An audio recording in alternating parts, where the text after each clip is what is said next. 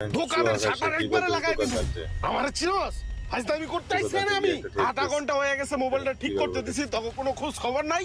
যার কাছে মোবাইলটা ঠিক করতে দিছি এই লোক গেছে কই? এই যে স্যার স্যার স্যার, চিল্লাচিল্লি করেন না। আপনার কাজটা করে রাখছি আমি আরো 20 মিনিট আগে। আমি ওয়েট করতেছিলাম আপনার জন্যই। আপনার আসতে দেরি বলে আমি একটু ওয়াশরুমে গেছিলাম স্যার। স্যার এই যে আপনার ফোনটা, ভালো করে চেক করে দেখেন, পুরোপুরি কমপ্লিট স্যার। তুমি বুঝে কইবে না স্যার রে আমি মরতে গেছিলাম যে? এটা আমি বুঝি না তোমরা কেমনে যে কি করো। পুরো গ্যাঞ্জাম লাগাই দিছিলাম, মাথা তো পুরো গরম করে দিছিলে স্যারের। ডিসপ্লে তো অরিজিনালটাই দিছো না? জি স্যার, কালারটা দেখেন সাদা ফকফকা, অরিজিনালটা। এই দাঁড়াও, তোমারে তো আমার খুব পরিচিত মনে হইতাছে। তোমারে তো মোবাইলের লাইন আগে দেখি নাই। কই দেখছি তোমারে, তুমি কও তো?